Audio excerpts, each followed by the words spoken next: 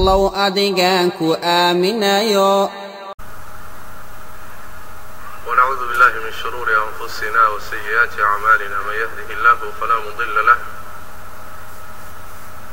ومن يضلل فلا هادي له وأشهد أن لا إله إلا الله وحده لا شريك له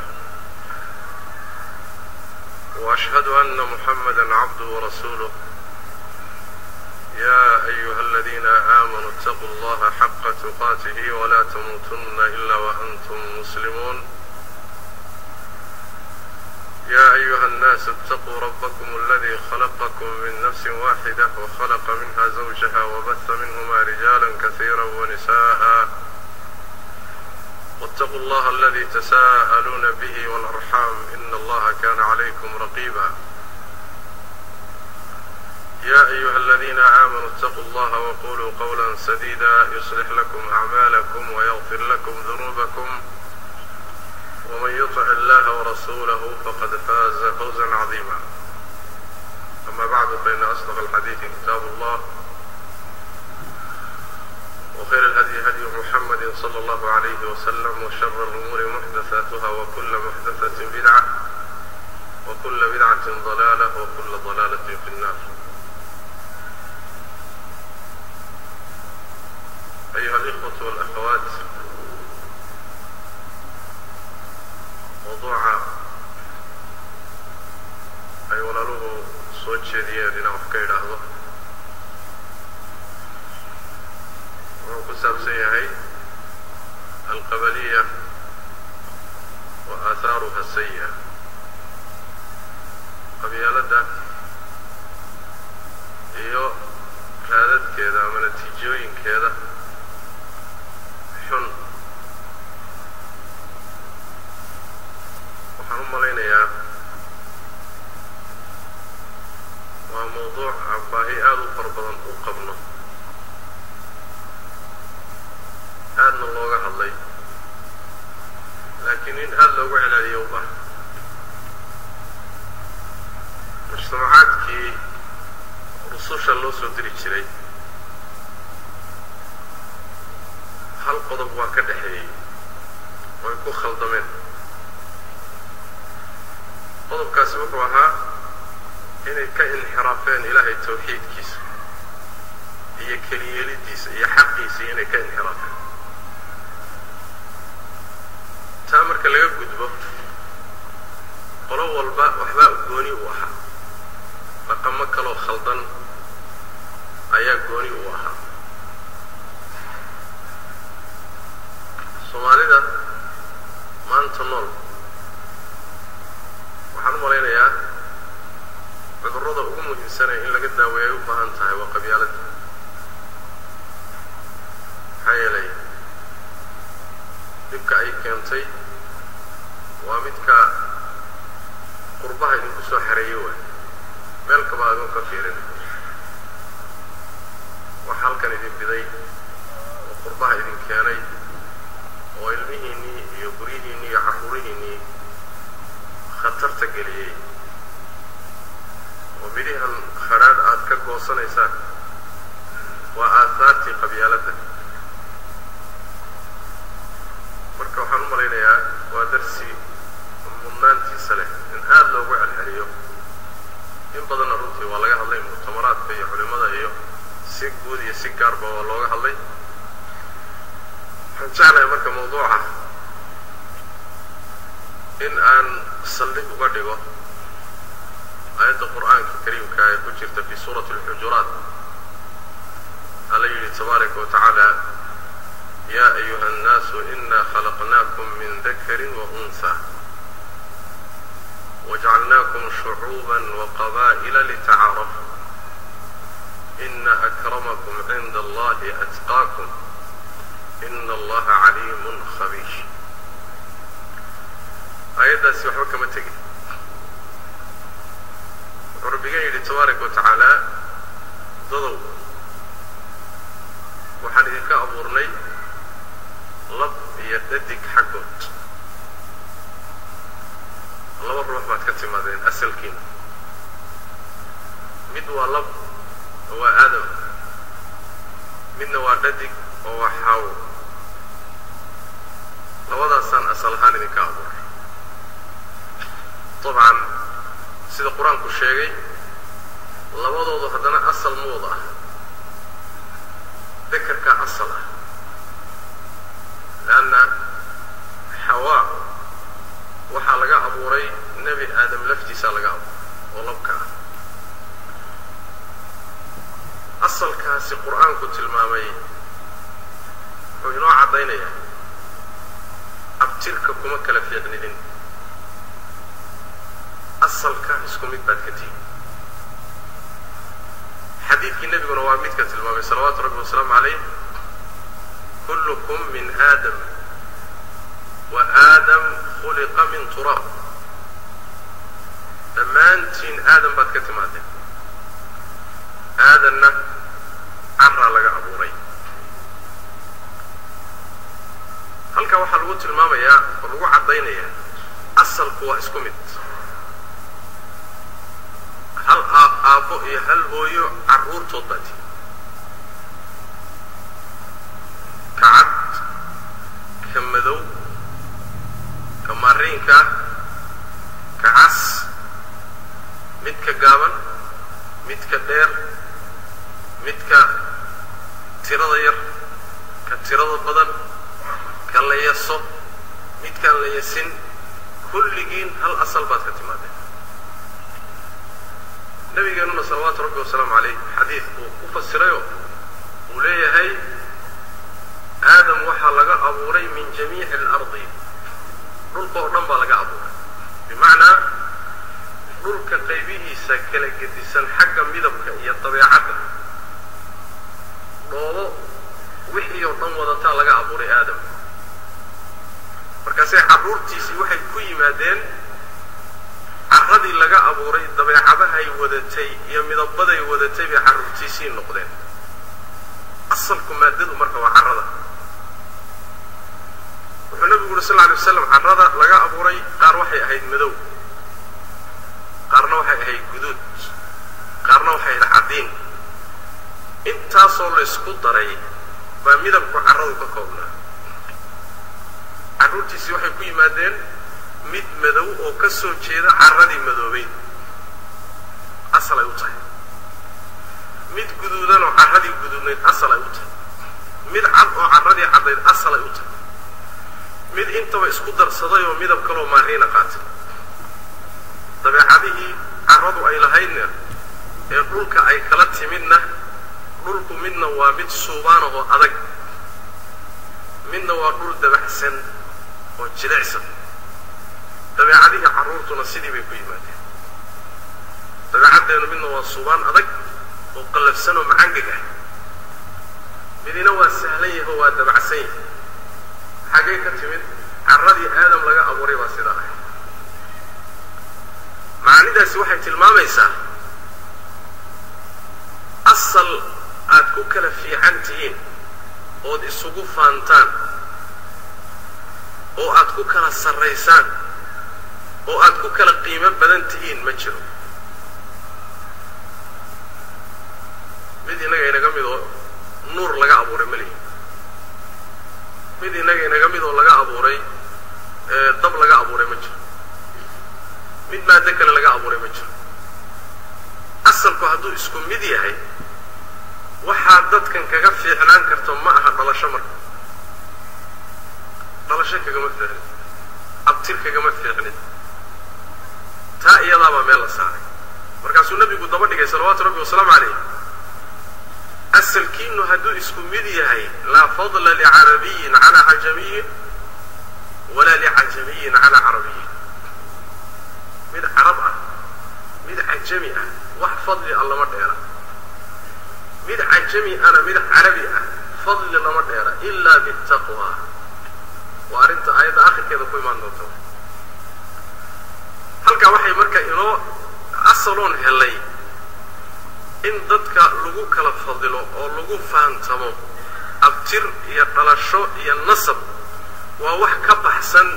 ilaahay tabaaraka wa tacaala sunnadiisii iyo nidaamku jideeyey waana waxaan jirinba waa arrinaan xaqiiqo lahayn waa arrinaan sal lahayn waa arrinaan raad lahayn kan aad yasayso isku meel baad ka soo jeedaa kan aad muxuu ahaayey aad hoos u fiirinayso ee xaqirayso isku meel baad ka soo jeedaa marka waxa aad kaga fiicnaan karto miisaanku ma aha dhalashe runta meel inaga dhigta iyada ya ayuha nnaasu inna khalaqnaakum min dakarin wa untha asalkaasi horta masaladaasu inaga qanciyey jahiliyada marka ayaa keentay in dadka qaarkood nasabkooda iyo dhalashadooda lagu yaso oo la yidhaahdo looma guuriyo lagamana guursado oo la yidhaahdo la takooro oo hangool la ysaga qabto hoos loo fiiriyo waxaa keentay aadamuhu markuu ka fogaaday ilaahay tabaaraka wa tacaala asalkuu jideeyey bay jaahiliyadaasi soo gashay kullamaa ay aadamuhu ka fogaado ilaahay waxyigiisii iyo asalkuu jideeyeyna jaahiliyaadka noocaasa nolosha way saameeyaan ibni aadamka taariikhaan waa sidaas nabigeennuna salawaatu rabbi wasalaamu caleyh xadiis saxiixa wuxuu ku leeyahy dhowr arrimood ummadaydu dayn mayso kufri baana ku jira dhowr arrimood kufri baa ku jira ummadaydu dayn mayso waxaa ka mid ah alfakhru fi alaxsaab sharafkii awowiyada iyo aabbayaashii in la isugu faano waatacnu fi lansaab nasabyaalka in la duro oo dadka nasabkooda wax laga sheego iyo in xidigaha lagu roob doono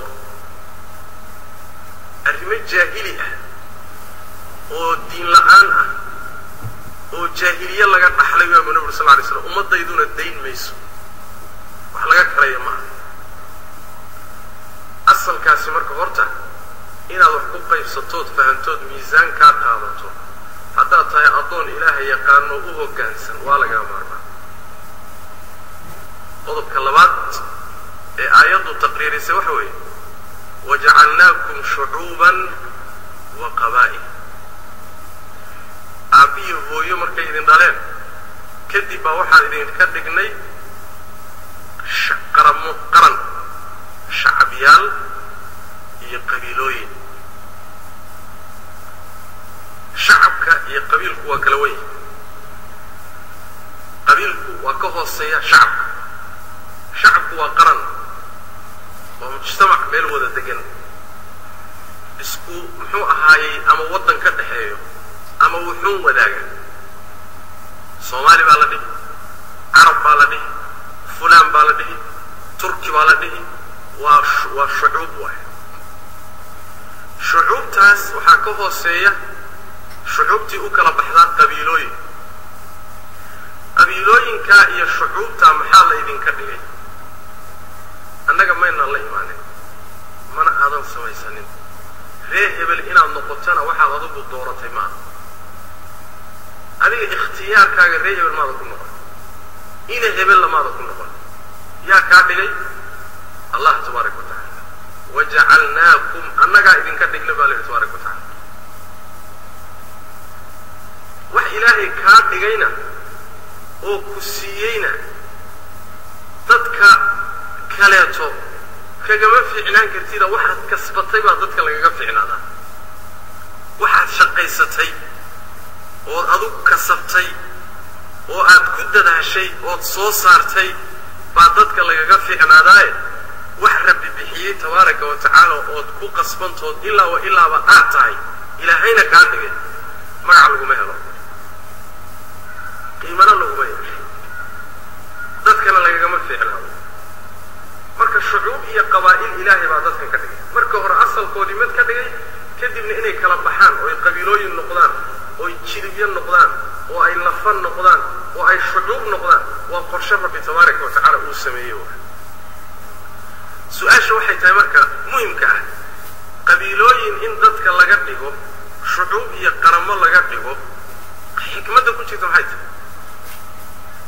allah tabaaraka wa tacala uu cadeeyo kama hadhine wuxuu yihi litacaarafuu inaad isgarataan oo lagu garto abtirkaaga la garto qabiilkaaga la garto qarankaad ka soo jeeda la garto waddankaad ka soo jeeda la garto maxaa ku jiro xikmad ah in qabiilkaaga la garto nasabkaaga la garto qarankaaga la garto xikmado badan baa ku jirta bal nolosha bini aadamku dhan waxayba ku salaysan tahayba in intaa la garto haddii la garan waayo nolosha dhan ba isku dhex yaacay saas daraaddeed baa nabigeenu wuxuu yidhi sal alla alay wasalam xadiidka saxiixa tacallamuu min ansaabikum maa tasiluuna bihi arxamakum buu nabi sal alla alay slam nasabyaalkiina waxaad ka barataan wax aad qaraabadiina ku xidhiidhisaan nasabka in la barto oo abtirka la barto oo dadku siday kuu kala xigaan la barto oo intay kuu kala jiraan la barto waa arrin nebigu amray salawaatu rabbi wasalaamu caleyh nasabku inuu jiro iyo dhalashaduna waa maqsad ka mida maqaasida shareecada way ilaalisay weliba ilaalisay axkaam fara badan baa loo dejiyey inuu nasabku ilaashanaado oo xataa wixii soo geli lahaa laga ilaaliyo axkaam fara badanna waa ku jirta axkaamta ku jirta waxaa ka mid a hal la isguursadaa la yidhi dumarka aad guursan karto iyo dumarka aadan guursan karin haddii nasabku lumo lama kala garan karo sooma litacaarafuu inaad la garto dhalashada iyo nasabka waxaa ku xidhan yaa guurkiisu kuu bannaan yahay yaanse guurkiisu kuu bannaanayn wa ilaa hadduu nasabku lumo habaryarta iyo eedada iyo walaasha iyo gabadha adeerka u tahay baa dhici lahayd in ay reer kuu noqoto markaana ay lunto asal weyn oo ibni aadamka jiritaankiisa qayb ka ah axkaamta ku jirtay ka mid waxaa ka mid ah masalada weyn ee dhaxalka ruuxi markuu dhinto xoolo ka tago yaa dhaxlaya yaa dhaxalkiisa iska leh yaa xoolahan iska leh waxay ku salaysan tahay in nasabkiisa la garto xididkiisa la garto say u kala sokeeyaan la fahmo waa ilaa dhaxal ma suuroobi karaba dhaxalku wuxuu ku fadhiyaa in ruuxan la garto qaraabadiisii dhinac kastay ka imanayaan waa nasabka waay waxaa ka mid a axkaamta ku fadhida qabiilku waxaa loo yeelay oo nasabka loo ilaaliyey in laysku xidhiidhiyo oo nooc iskaashi iyo wax wada qabsi ah waay nabigeenna salawaatu rabbi wasalaamu caleyh wuxuu yidhi ruuxii jecel in cibrigiisa loo dheereeyo risiqiisa loo waasiciyo qaraabadiisa ha xidhiidhiyo qaraabo goyskana waa ahlu naar qaraabadaada inaad xidhiidhisa ay waajibka kugu tahay waxaad ku garan kartaa uun nasabka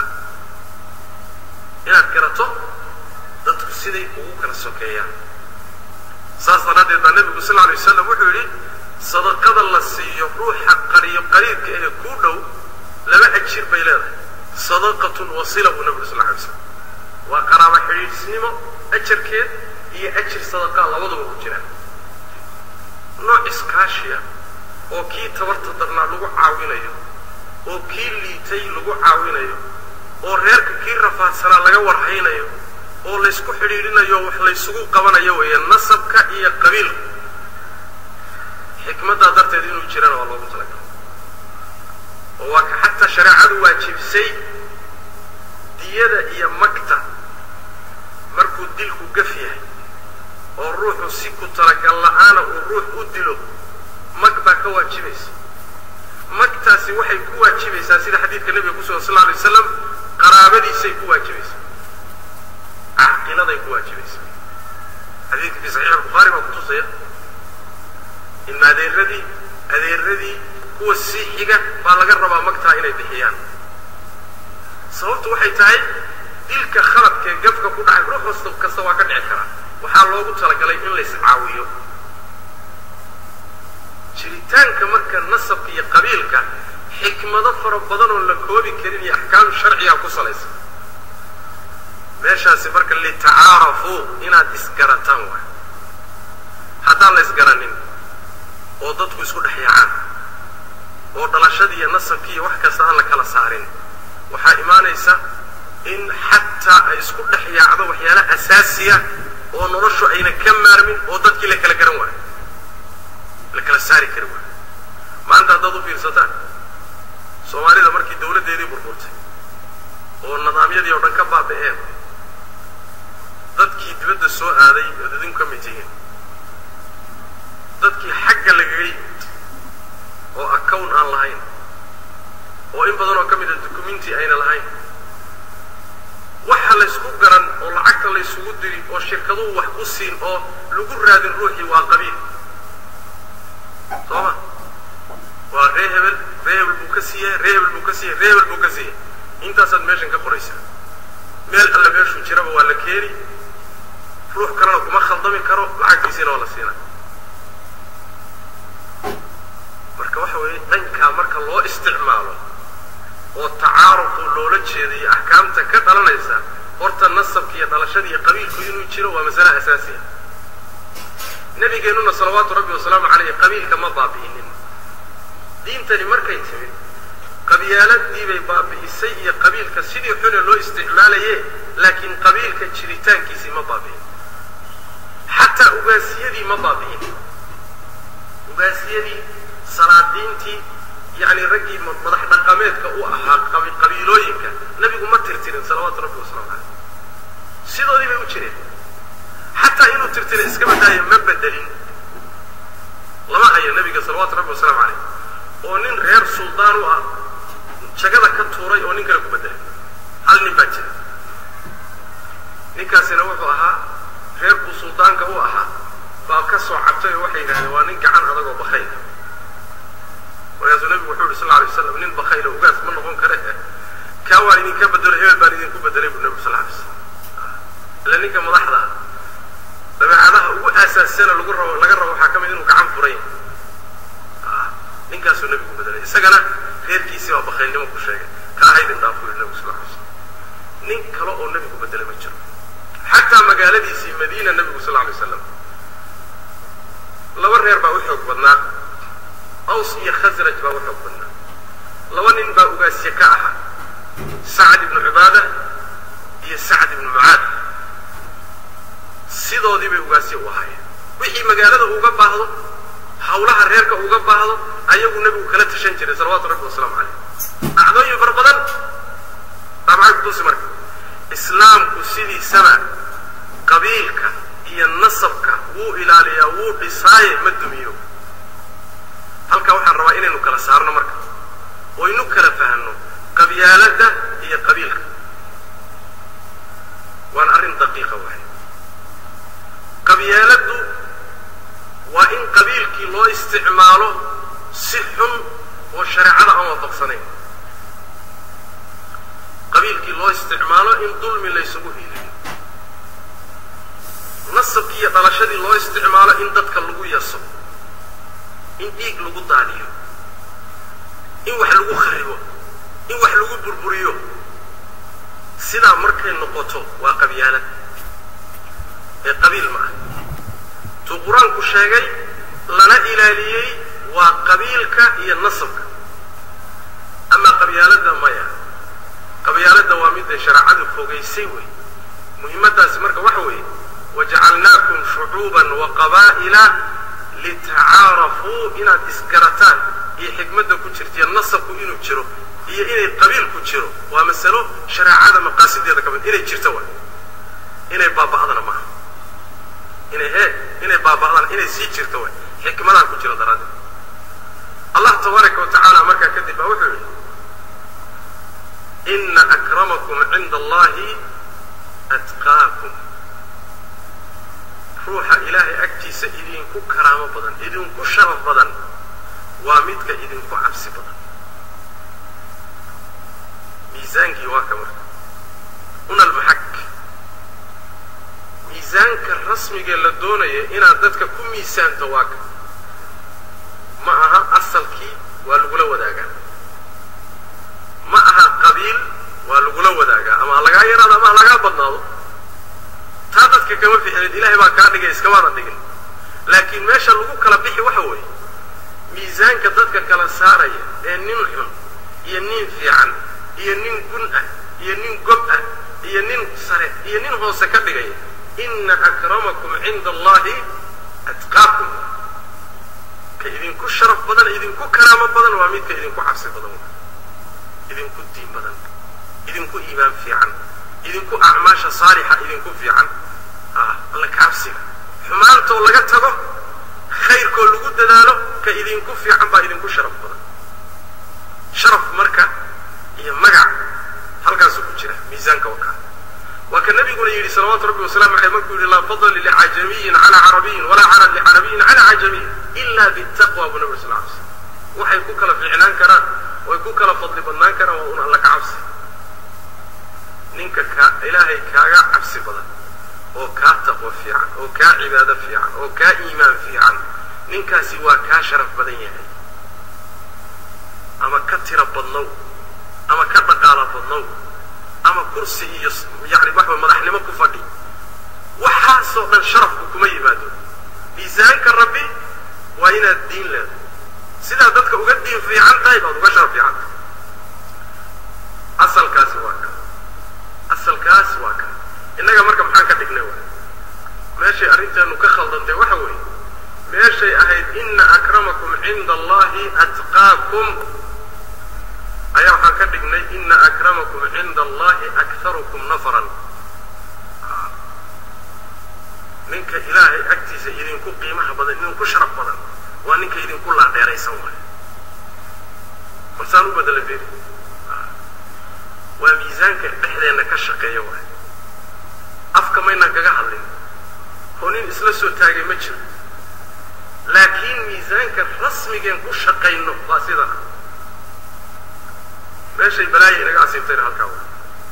مقايستي موازينتي شرعه قلت لك شيء إن ضدك لقوك لفضل كاسوة النبي يقول صلوات ربي وسلام عليه ضدك والله بقى واحد سطحي مجر تقي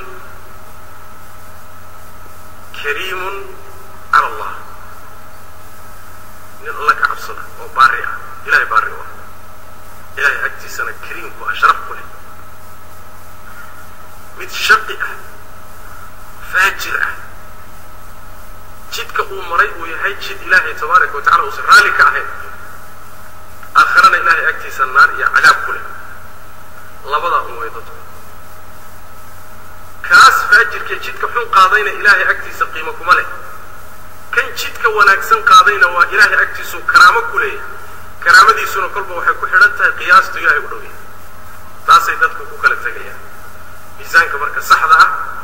اللو باهي هي إن نوشينا أي قصة لإسانتك عن سيقاو النبي صلى الله عليه وسلم وحل ويدي من أكرم الناس رسول الله ودادك يأو كرامة بدا دادك يأو شرف بدا مركز النبي صلى الله عليه وسلم أتقاهم فوضا وحرسي بدا يأو الدين بدا وحيدا ليس عن هذا نسألك تاكما نويدين بله وكاس النبي صلى الله عليه وسلم فيوسف نبي الله ابن نبي الله ابن نبي الله ابن خليل الله هذا السؤال شيء نصاء هين وتكوتان طلش أهان ضدك يا أبو شرف بدن يوسف أبو شرف بدن والنبي أبيين النبي بوها هو نبي يعقوب صلى أوجين النبي بوها هو نبي إسحاق أوجي صلبانا وخليل الرحمن إبراهيم صلى لما هي الكرام نين يسقون النبي سدح النبي نكو أبتر صدا ويوسف هاي لما هي الكرام شرف طال شهد ضربته ألقى سوق عليه مركز واحد هذا ليس عن هذا نسألك منه تاكم أنه ويدين ما حد ويدين إذا أمر مركز النبي فهمي سؤال شو ذي وحولي فعن معادن العرب تسألوني ma usuusha iyo qabaaisha carbeed baad iga weydiinaysaan abayde markaas nabigu wuxuu sallallahu alayhi wasallam khiyaruhum fil islam khiyaruhum fil jahiliyyah khiyaruhum fil islam idha faqahu intayna soo islaamin oo islaamka ka hor kuwoodii ugu akhyaarsana ayaa markii islaamka soo galeen ugu akhyaarsan markay diinta fahmaan akhyaarnimadii jaahiliyada umay la soo islaameen oo akhyaar ku yihiin xadiidkaasi marka wuxuu tilmaamayaa man akramu nnaasi atqaahum ina akramakum cinda allahi atqaakum qaacidadu marka taa iyada nebi maxamedna salawaatu rabbi wasalaamu calayh mujtamacii uu dhashay ee reer madiina reer maka kadibna madiina asaaskaas ku dhisay waxaa sinmay oo dawladdii nebiga sal alla alay wasalam iyo mujtamacuu dhisay ku sinmay ninkii la addoonsan jiray ee madoobaa addoonka ahaa iyo ninkii qurayshiga ahaa ee haashimiga ahaa ee carab nasab ahaan ugu sarreeyey ayaa sinmay labadaasi markay sinmeen oo la arkay bilaal oo addoon ah oo sayid ah oo kor loo qaaday wax alla wixii qalbigiisa khayr ku jiro dhan diinta waa jeclaa diin aan cunsuriye lahayn oo wax kala soocid lahayn oo ruuxa camalkiisa ku qiimaynaysa oo tartama idinla tartama waxaad la timaadonba wax lagugu siin midab kuguma fogeynayso dhaqaale xumo iyo faqri lagugu nici maayo kan kugu dhaama intaa lagu soo dhawaysan maayo laakiin ina akramakum cinda allahi atqaakum intaa keliya nebigu kagama hadhina salawaatu rabbi wasalaamu calayh markuu intuu soo hijrooday magaalada madiine yimid qodobadii ugu horreeyey ee uu ku tilaabsaday markuu masaajidka dhisay masaajidka lagu bilaabo shaqo la bilaabo waxyaalihii ugu horreeya nebigu bilaabay waxay ahayd almu'akhaa bayna almuhaajiriina waalansaar dadkii meesha loogu yimid ee reer madiina iyo walaalahoodii maka ka yimid ee nebiga la socday ama ka soo horreeyey in laysku xidho oo la walaaleeyo nin kastoo muhaajiriya waxaa walaal looga dhigay nin ansaari ah waa walaalkaaba uud iyo qaaraanba waad wadaagtaa guryahoodii baa la geeyey wax walbay la wadaageen xataa waxaa laga dhigay dhaxalka xataa wuu ku dhaxli adiguna waa dhaxli saasaa markii hore laga dhigay dib baa laga bedelay mooye si mujtamacu isu dhex galo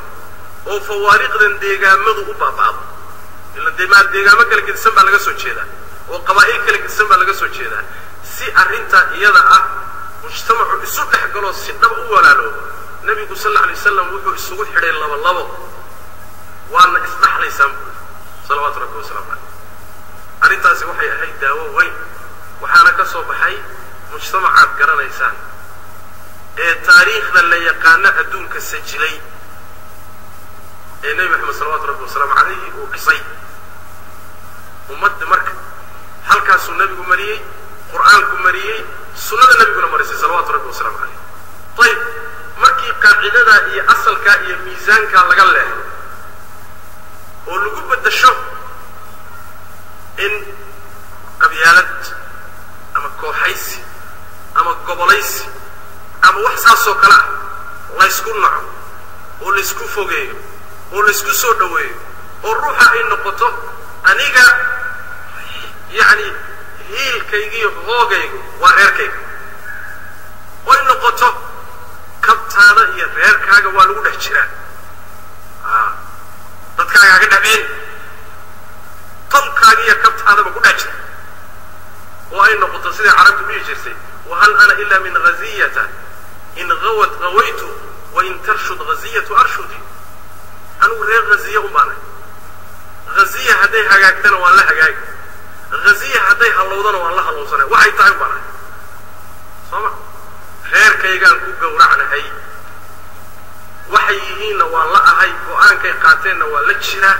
cidday col la yihiin col baan la ahay cidday heshiis la yihiin heshiis baan la ahay cidday la dagaalamaan dhiiggoodu waa ii bannaan yahay masaladu markay sidaa noqoto xaaja hallowday maxaa imaanaya waxa imaanaya idin sheeg waxa nabigeenu sheegay salawaatu rabbi wasalaamu calayhi miisaanka marka laga leexdo kow wuxuu dhaawacu gaadhayaa waa dhibaatooyinka ka dhalanaya dhaawacu marka ugu horraysa wuxuu gaadhayaa dadka iimaankooda bas madaxa laga dilaayo salka diinta oo iimaanka ah buu dhaawacu ku bilaabanaya markii iimaankii dhaawac gaadho dhaqankii oo dhanna dhaawac baa gaadhaya inuu dhaawac gaadhayo waxaa ku tusaya nabigeenu wuxuu yidhi sal alla alay wasalam awthaqu cura aliimaan alxubu fi llah walbugdu fi llah walmuwaalaatu fi llah walmucaadaatu fi llah iimaanka guntimihiisa ama sidooyinkiisa ama gantooyinkiisa kuwa ugu adag qaybihiisa laga wado iimaanka qaybihiisa kuwa ugu adagi waxa weeye inaad ilaahay dartii dadka u jeclaato ilaahay dartii u nacdo waxaad nacayso ilaahay dartii u xidhiidhiso waxaad xidhiidhinayso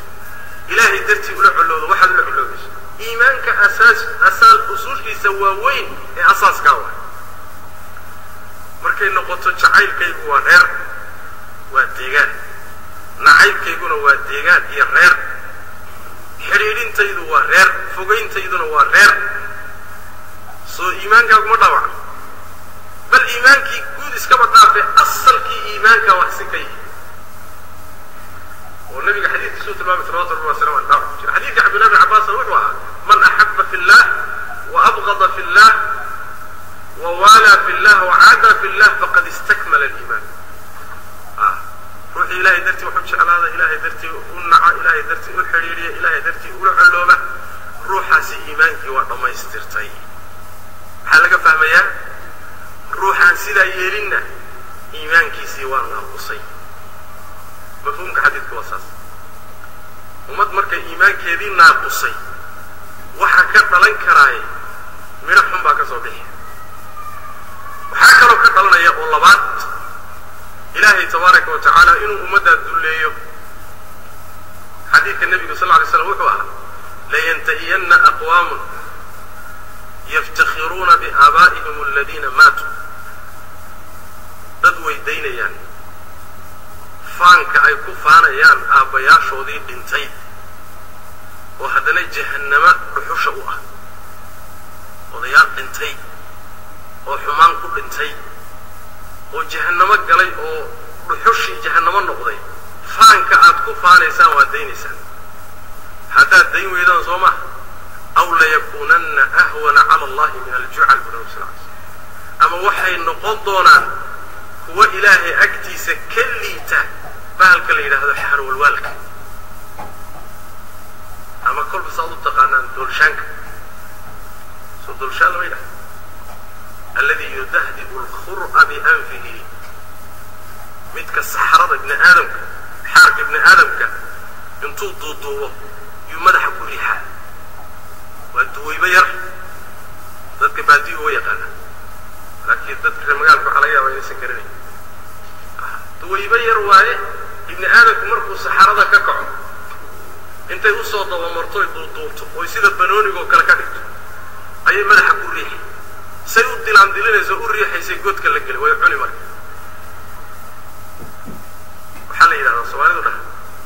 doolshaanka ama xarwalwaalkaasi wuxuu la qabsaday wax qarmuun sidaas daraaddeed wax udgoon maba arki karaba waxay yidhahdaan haddii cabar aad ku buufiso cabar wuu dhiman bay dhahaan barfuun haddaad ku buufisay wax udgoon wuu dhiman bay dhahaan sababtu maxay tahay wax qarmuun buu caadaystay rasuulku salawaatu rabbi wasalaamu aleyh marka wuxuu leeyahay dadka qabyaalada ku dhaqmay iyo faanka awowyada iyo aabbayaashu ilaahay agtiisa waa kala liidanayaan xarwalwaalkaa saxarada riixaay ee cunaay xadiis waa xadiis saxiixa waxay culimadu yidhahdaan liidnaantu dhowr dhinacba way ka imaan waa mida horta ummadda ilaahay waa burburinaya xumaanna waa badaya sharafteedii iyo qiimaheediina waa baabi'inaya soo inama haysata innaga ya soo inama haysata aaway qarannimadii oo aaway magacii oo aaway dawladdii oo aaway dadnimadii أو احترامك أدوك لنوها يا أول صومير والمينا نقولين محوها يقحوتي أي بقات صومينا ومحاد لنماذا كبضل معك هل كاسينا بضي ومد الله بعده الله تبارك وتعالى وحو قصة لذيا سيدا حديثة قصة عادو كحيوك بدن ونتيجة الله عادو كحيوك بدن أيال قصة لذيا مركزو دول كودينا قادنا يا خيرات كودينا قادنا يا أيضا صوينا ما حيسد وين حيسد دول كي سومالي أي لحي إذن كنا واتك صوتكتين انت إذن كده بيزر هذا يسوق علي إلا قحيانا ومقصود إن بنانك الله سارو ومقصود لو تنسى صدق سنة كنت سنة صوصعتها وطنك يالا هان دونا بلغة دودي يالا هان دونا وحيالا فربضونا إن شاء الله اللي يابي جرني ما أنت لما يابي صدق سنة كدبنا ما أنت وحن لي يابنا الرميسان لعناي ولا يابينا الرميسان صباح دول النمو عدو كاحوك بدنو قعنتك بولك لغو قصة لذو دول النمو وحاكم إلى حديث كنت الماوية حلوه سي شيء dadku markay qabyaaladaasi intay ku dhaqmaan ilaahay ciqaabo oo dulloobaan sidoodaba wax wanaagsan oo udgoon noloshooda ma aqbalayso wax udgoon mabda macaan mabda qaaliya wax uraya umay qabaan soo qulubis meel kastoo la isugu tago reehebel baan fahanaa لكن قرن هي أمد نمو هي إسكاشي هي من نمو ما فهمك الروح طبعا ما فهمك الروح ويقول تعال وبرفون كي دي يحار والوالد لكن ريهبل يجير الهبل يكوح هبل يقبل هبل وحاركي وحار والوالد وريحة أيوة تاو ما فهمك طبعا مبادئي udgoonay ee qaaliga ahayd ee basharka gaalka iyo muslimku isku waafaqsanaayeen midnimo iyo qarannimo iyo jiritaan iyo su'imaan iyo dad kale raadso hatta dad yaraato ummado kale isku soo biiri halka marka caalamku u sii jeedo annaga hoos baan isu rifaynaa reebel kasiitak reebel sida basashi uu adigu iskala fiiq kolba qayb tuur kolba yaa ku soo hari معنى هذا وحوي مركع يعني وحي أدقونا بائن الدلية حتى عدد قربها اللي يمين قربها دي اللي يمين وقارا وضمضوا اللي يمين خطر لكتشر وعرورين يحرينهم عروت الحرينهم قريه خطر كتشران دينا هاني الدنيا هان بحالي سعد كتشرتان حالا سما يستوح لي لهذا جاهل يدو ومرح في مقالو قبيل كيبا وحوغا شعتي كاللو قلي وحا ليلي واجهليدو والواجهليدو هدينا وريه بلنا خير الله جزيه يا وريه بلساسي وقرحسنت جهليدو حفيسية له برنامج كالشقية كوليسي وركاليه يسويمات وضمد قاركود دولديه اللو يميد باوحي كالشقية يوليه ورحل أفنوه إمادو إذنكو الصومالية اللو إمادو ما حاسبها عسدان صومالي نقولنا واهران نقولنا هيبا لغي واهران صومالي نقولنا إلهي بان نقول هذه سو حديث كالنبي يقول نقوم الربوبين صلوات ربي وسلام عليه أو ليكونن أهون على الله من الجعل الذي يدهدئ الخرء بأنفه صلوات ربي وسلام عليه أمت باب كاكشون دلوبين الله عليه تاريخان مركا ديبو نغتان وان تاريخ ذا ديبو أخرنا ودن صوماليا كقالسا ودن صوماليا كقالسا بي قبيالة iyo gobolaysigu gacanta ka bixiyeen wadanka la jiray Andalus waa wadanka loo yaqaanay al-Firdaws al-Mafqud balana Firdawsadii la waayay 800 oo sano bay muslimiintu ka talinayeen 800 sano حضارتي وعجيب سنيدة أدونك الصومر تبي كاستاجية وأنا اللي سكوا فقصيه قال يا مسلم بقى هرمركن هي حضارة هي تكنولوجيا غير حديث كه وحي كنت هاجنتها أو يكبر القادتي حضارة هي هرمرك المسلمين تو أي كسميين أندلس هل كاس يكبر القاتين وهرمرك الرجال بيت وهل كاس صوب كبر اللودي علمي هرمركي حضارة مسلمين تو استاجية بركي قالوا هاي ساوية لي قيمة بنا تاريخ ذلها سيدات بقول السنة مسلمين تو كتلين إيه محل قوي بيد المدة ريبل باللومي أبيالة باللومي قبلي سباللومي هنقول هي كرسي لسكول عيالومي كلامر كده بأي جارين نمنكي دويلات كسميسة دولة هير كاسميسة دولة هير كا واللاندس كذا واللاندس دويلات كان مخلي ثاني أندلس لوميي واللاندس كصومالي هذا كتيروا لا أنا واحد مركب القبيل هي يعني حين يسكتها بدي كراسي بيكون بالله مركب دمر واحد نقون هلا كلا قوسته مركب حتى واحد نقون أيجا إلا يسكت درو وقرط اللي يسوق اليوم إلى الحدود ده سات كلا ليدين ورادوكون يستعلي هذوكون يستعلي يجي وقرط يسوق شرو إسلينا هيو ديك دادين هيو إسخرب هيو أنتوا ذوك بابينا أنت كليه لوجا حرماية واحد نقون يسا إن أيجو مركب عدو جوده وكلا عررانو مدبوك كلا عدو أصل راعه سيداسا أندلس لو قبتي مدبتغي